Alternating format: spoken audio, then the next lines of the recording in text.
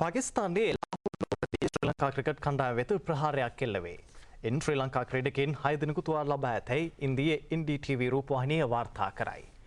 දැනට ලැබී ඇති වාර්තා අනුව ප්‍රහාරයට එල්ල වී ඇත්තේ ශ්‍රී ලංකා කණ්ඩායම ලාහෝරෙහි ගඩාෆි ක්‍රීඩාංගණය වෙත පැමිණෙමින් සිටි අවස්ථාවකයි. කණ්ඩායමට ආරක්ෂාව සැපයූ පොලිස් බට පිරිස වෙත ප්‍රථම ප්‍රහාරය එල්ල වී තිබේ. ඉන් පොලිස් බටයෝ 5 දෙනෙක් මිය ගියහ. ශ්‍රී ලංකා ක්‍රීඩකයන් ගමන්ගත් බස් රථය වෙතද ප්‍රහාරය එල්ල වී තිබේ. එන්තුවල් ලැබූ ක්‍රීඩකයන් 6 දිනක් ප්‍රතිකාර සඳහා රෝහල්ගත කෙරුණු බව පාකිස්තාන මාධ්‍ය වාර්තා සඳහන් කරයි. ප්‍රහාරයට පැමිණි කණ්ඩායම පිපිරවීම් දෙකක්ද සිදු කොට ඇති බව වාර්තා වේ.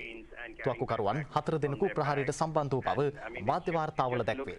තරගය අත්හිටු වූ බව සඳහන් කරයි. Any confirmation yet on the identity of these gunmen or any indications coming in, any official word yet on this entire incident?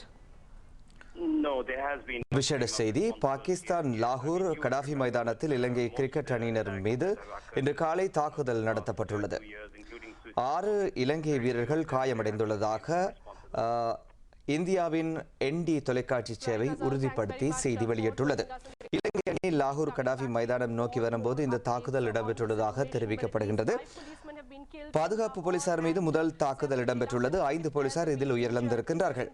Ilangai cricket அணி பயணம் செய்த பஸ் மீதே தாக்குதல் மேற்கொள்ளப்பட்டுள்ளது. இலங்கை கிரிக்கெட் அணியில் 6 பேர் வைத்தியசாலையில் தற்போது அனுமதிக்கப்பட்டுள்ளதாக அங்கிருந்து கிடைக்கும் தகவல்கள் தெரிவிக்கின்றன.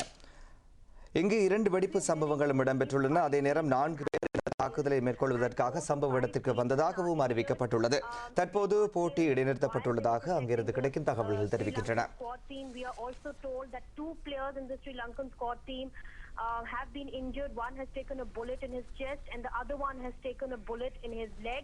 But according to the CCTV, மீண்டும் அந்த செய்தி பாகிஸ்தான் லாகூர் கடாஃபி மைதானத்தில் இலங்கை கிரிக்கெட் அணி மீது இன்று காலை தாக்குதல் நடத்தப்பட்டுள்ளது.